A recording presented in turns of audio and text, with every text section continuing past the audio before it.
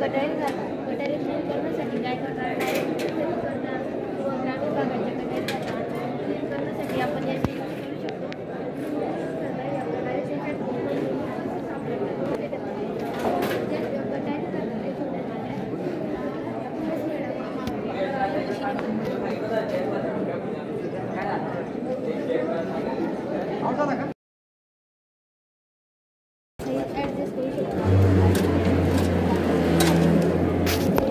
प्रोजेक्टचं नाव सांगते.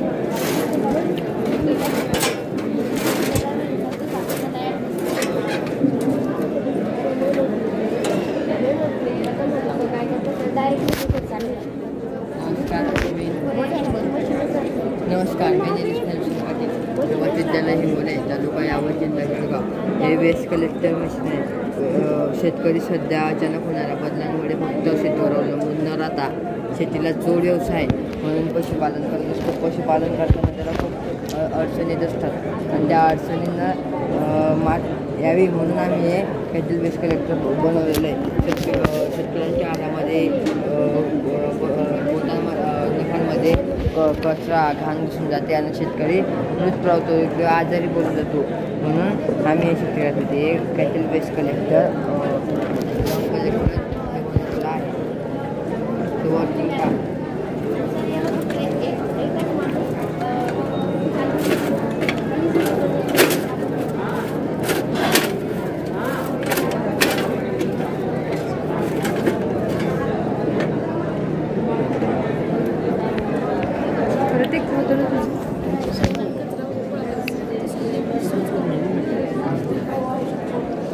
Picker machine आहे.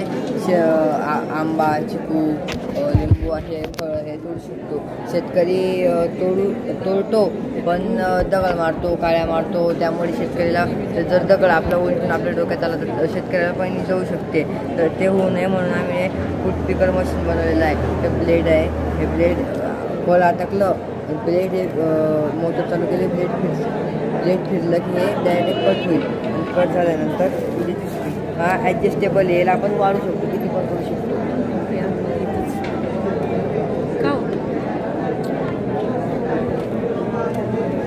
बाहेर येऊ का? सगळे येऊ. आता याची उंची 10 फुटापर्यंत झाली. अजून हा लावला की 15 फुटापर्यंत याची उंची असं वरती जाऊ शकतं. आणि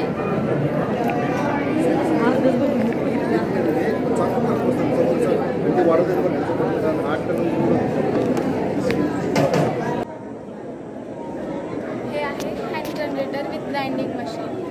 याचा ग्राइंडिंग मशीनचा वापर आपण एखाद्या धातूला धार लावणे किंवा कट करण्यासाठी केला जातो. परंतु इलेक्ट्रिसिटी जास्त जाते किंवा लोड शेडिंगमुळे इलेक्ट्रिसिटी नसल्यामुळे ग्राइंडिंग आपण तसंच हे विना वीज विरहित उपकरण तयार केलेलं आहे. हे ऑपोजिट साईडला कॉईल आणि त्याच्याच ऑपोजिट डायरेक्शनला आपण मॅग्नेट सेट केलेलं आहे. तसंच हे जर फिरवत असताना त्याच्यामध्ये चुंबकीय लहरी तयार होतात आणि त्या लहरीमुळे आपल्याला ही बघायला मिळते आणि ती इलेक्ट्रिसिटी आपण एका बॅटरीमध्ये सेव्ह करून दुसऱ्या इतर ठिकाणी ही अशी आपण यूज करू शकतो. जसं की तुम्हाला म्हटलं अजूनपर्यंत तिकडे इलेक्ट्रिसिटी पोहोचलेली नाही आहे, तर या प्रकारे याद्वारे हे इलेक्ट्रिसिटी आपण त्यांच्यापर्यंत पोहोचू शकतो. ते जनरेट करू शकतात स्वतः आणि ग्राइंडिंग मशीनसुद्धा काम करू शकतो. इथे फक्त तांब्याची कॉईल बसवली, तांब्याची कॉईल आणि मॅग्नेट बट ऑपोजिट डायरेक्शनला. जर हे नॉर्थला असेल तर ते ईस्टला असेल, ईस्टला असेल तर हे नॉर्थला असेल. ग्रीन कोकोनटपासून पेपर तयार केलेला आहे. यावरचे जे ग्रीन कलर वेगळं करायचं, व्हाईट पार्ट जो काढलेला असतो त्याला वॉश करायचं, त्याला बॉईल करायचं. बॉईल करताना त्यामध्ये वॉशिंग सोडा असतो, आपला वॉशिंग सोडा टाकायचा. त्यानंतर त्याला पुन्हा वॉश करायचं, वॉशिंग सोडा निघावा म्हणून, आणि त्याला मिक्सरमध्ये ग्राइंड करायचं. मिक्सरमध्ये ग्राइंड करताना आम्ही त्यामध्ये थोडे न्यूजपेपर टाकले, त्यामुळे याची बाइंडिंग चांगली होती. नंतर असा पल्प तयार केला मिक्सरमध्ये ग्राइंड करून, आणि नंतर हा पल्प आम्ही या इंकशीटमध्ये टाकला. ही इंकशीट या इंकशीटमध्ये टाकल्यानंतर तो ड्राय केल्यानंतर आता मी विचारते बेटा तुला, हे जे आहे हे तयार केलं म्हणजे फक्त हे मधलं काढलं का तू? आणि ग्रीन कवर आहे, हां, हे वरचं काढून घेतलं आणि मग ते मिक्सरमध्ये सिंगल फिरवलं. बॉईल करून सोड्यामध्ये टाकलं, बॉईल करतानाच त्यामध्ये वॉशिंग सोडा, वॉशिंग सोडा, आणि मग त्यामध्ये ते dust असा वगैरे लगदा झाला आम्ही मिक्सरमधून काढून याचं लागतं तयार. त्याच्यानंतर. आणि किती दिवस राहू द्यायचा की डायरेक्टच? किती दिवस राहू द्यायचा की डायरेक्ट लगदा करून डायरेक्ट डायरेक्ट पण करू शकतो आपण आणि खूप दिवस राहू पण शकतो मॅम. आता हा लगदा आम्ही 4-5 दिवस जरी तयार केलेला आहे, याला काहीच नाही झालेलं आणि यापासून पेपरही होऊ शकतो. हे बघा, हो ना. त्यामध्ये इंकशीटमध्ये टाकलेलं आहे आम्ही, वाढल्यानंतर याचा पेपर असा तयार होतो. हो. हे शीट खालून काय बेटा? खाली प्लेन असं यायचं आहे. हां हां, आपलं ढोलचं राहतं तसं का? आपण प्रिंटिंग प्रेसमध्ये यूज करतो शीट.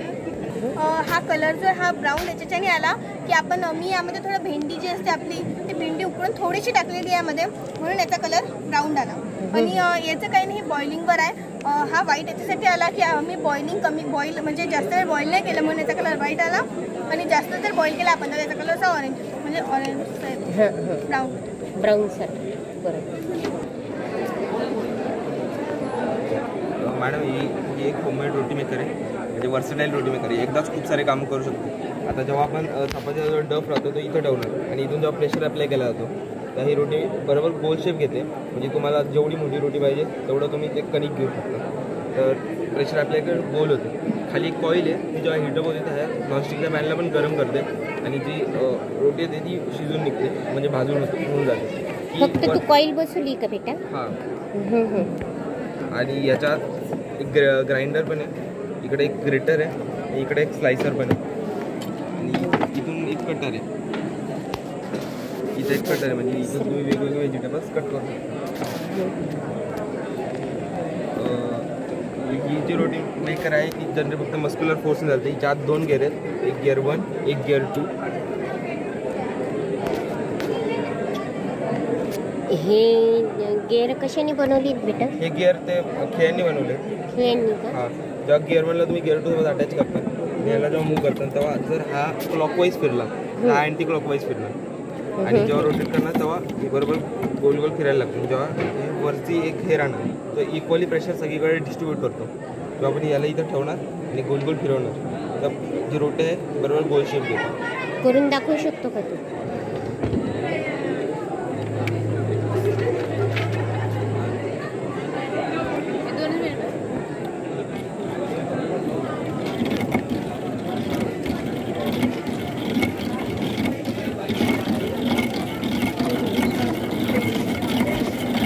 अरे वा, व्हेरी गुड.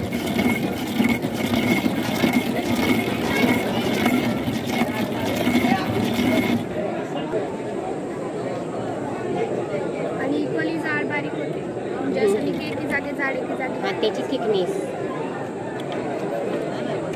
हे हे हे हे हे. नॉनस्टिकचा पॅन आहे. तो कापला का तुम्ही? कापला नाही, तसं होता आमच्या घरी. होता का? हां आणि माझं असं म्हणणं आहे तर हा कॉईल पासून उंचीवर असेल थोडा, हां. त्याच्यामुळे आपल्याला करंट वगैरे लागण्याची करंट हे नाही. नाही. जर समजा कदाचित ओव्हरहीट झालंच आपली कॉईल तर हिच्या आत एक फ्यूज आहे, ती पूर्ण सर्किटला ब्रेक करून टाकते. म्हणजे जरी काय डॅमेज होणार असेल कॉईल हां, तो हां. होणार नाही. बरोबर. याच्यात करून दाखवू शकतो की नाही? नाही आता नाही, ते नाही का? एकाच केलेलं ना.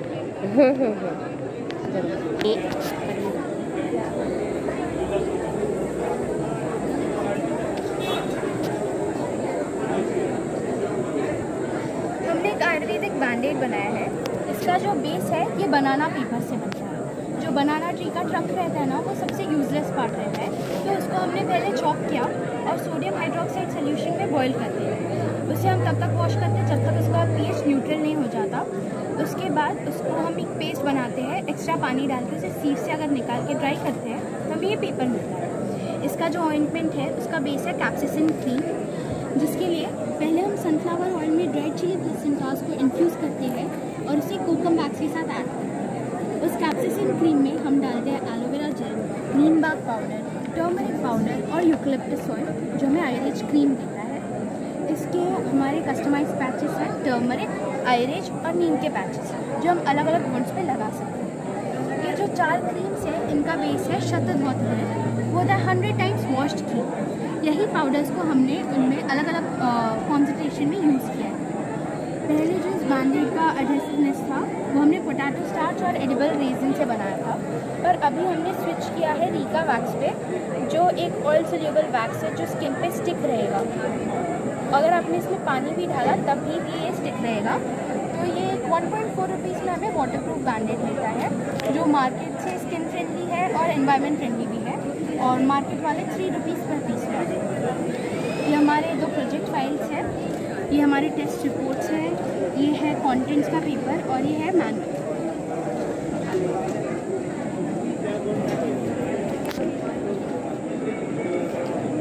नीचे का पोर्शन होता है और पानी डाल के उसको सब 100 टाइम्स करते हो तो आपको शक्ल आप 100-200 ईयर्स तक भी अच्छे से बेटा वैक्स का लेयर। तो वैक्स वाटरप्रूफ रहता है।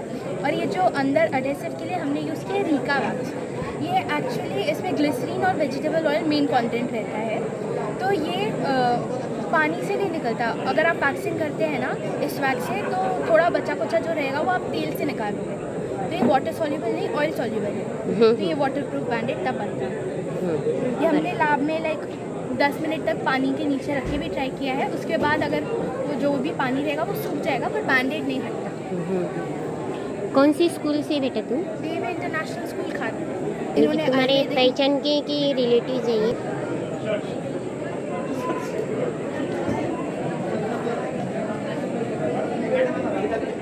L2910 म्हणून मोटर ड्रायव्हर आहे, हा वापरला. हा मदरबोर्ड स्वतः डिझाईन केलाय मी. हा डिस्प्ले आणि कीपॅड इथं केलाय आणि खाली मी ऑर्डिनो उनो वापरलाय. SMD हा तू केला म्हणजे तिथं IR सेन्सर वापरलाय, इन्फ्रारेड सेन्सर. आणि इथं तुम्ही बघू शकता बघा खाली तिथं DTS 22 म्हणून एक सेन्सर आहे, ग्रेडियंट टेम्परेचर सेन्सर आहे बघा, सुद्धा वापरलाय. सो आता वर्किंग बघायचं असेल, आता हे इंटरग्रेन तो कन्व्हेअर मागे येतो. हो बघ बाळा.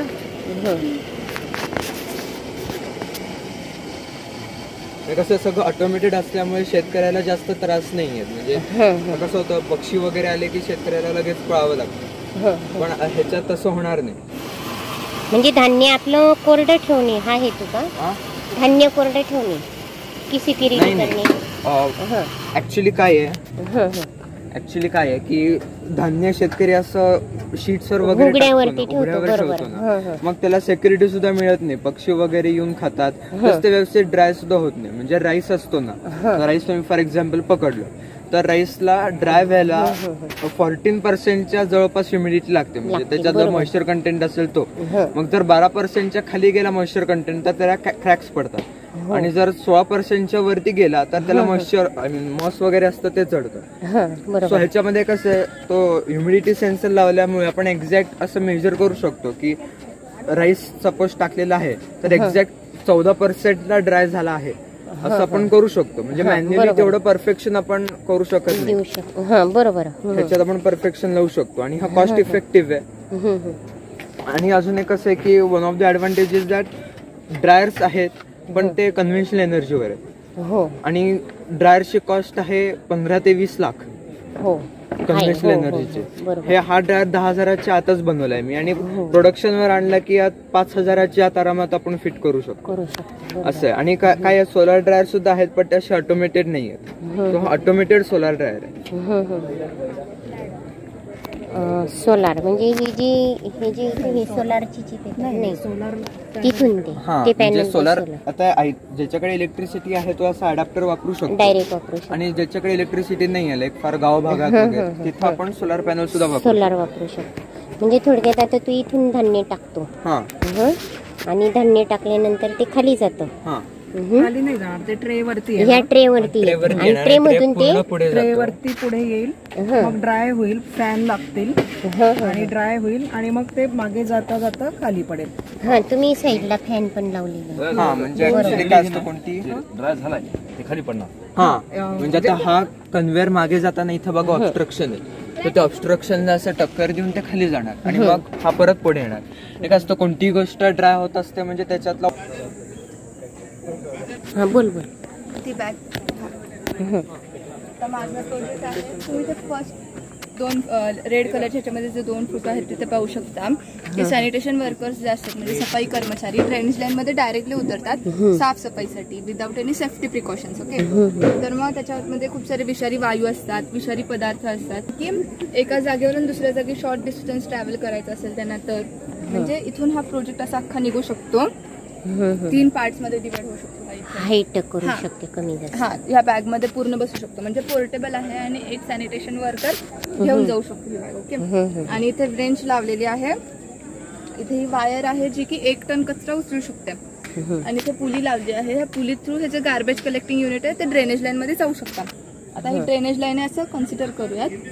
आपण आता ड्रेनेज लाईन वरती हे ठेवलं आहे आणि ह्याचं वर्किंग दाखवतो मी आता तुम्हाला.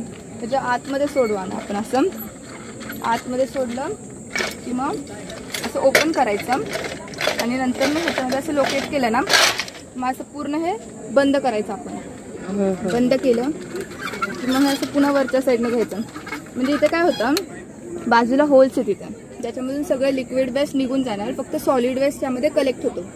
त्यामुळे याचा मुख्य उद्देश असा आहे की सफाई कर्मचाऱ्याचा आणि सिल्टचा ड्रेनेज लाईनमध्ये जी घाण असते त्याचा कॉन्टॅक्ट फुल्ली अवॉइड केला आहे. आणि त्या बाजूला जी त्यांची एक गार्बेज कलेक्टिंग ट्रॉली असते जिथे मी ही टोपली ठेवली आहे त्यामध्ये ते असं बाजूला घेऊन काढतात. काढणार कसं इथे मी इथेच दाखवलं कसं करते. आणि नंतरून इथे मी हे टूल बनवलं आहे जे की ते इथे अटॅच करू शकतात म्हणजे हे निघू पण शकतात. इथे अटॅच केलं ना की ज्याच्यामुळे हे काय मदत करेल की बाजूला काही स्टिकी सबस्टन्स अडकला असेल किंवा गवत वगैरे उगवले असतील तर त्याच्यामुळे हे काढू शकतात. ते कुठे लावू शकते तू हे इथं खाली का? हा, हे निघू शकतो म्हणजे कसं हे हुक्स लावलेत ना इथून असं निघू शकतं हे. हा, हे वरचं पण काढायला लागतात. असं पूर्ण काढलं ना इथून तर मग तेव्हा हे पण खालची साईड पण निघते हे वरचं पण निघतं हँडल रोटेटिंग. म्हणजे हे फक्त काय करायचं ह्या पाईपला लावून द्यायचं आणि तो खालीवर होऊ शकतो. बरोबर, छान. आणि याचं पण तेच काम खालीवर. ह्याचं काम काय आहे की आता बघा ड्रेनेज लाईन जी असते ती 20 फूट 50 फूट खाली खोल असते. हा, तर मग ना हे आपण आता खाली उतरून तर हातवर हे करू शकत नाही हँडल. आता मी कसं मॅन्युअली हे हँडल केलं पण त्यावेळी ते आतमध्ये जाऊ शकणार नाही. तर मग काय करायचं हे त्यासाठीच लावलंय की हे जेव्हा पूर्ण वरच्या साईडने रोटेट करतील ते हे ओपन करायचं काम करतं म्हणजे खाली जावं लागणार नाही. ऑपरेट मॅन्युअली नाही करायचं. हो असं बरोबर. आणि मग ह्याच्या थ्रू खाली पाठवायचं असं ड्रेनेज. बरोबर. अरे वा, छान. कुणाची आयडिया बेटे? ती माझीच आहे. तुझीच आयडिया का? खरंच छान.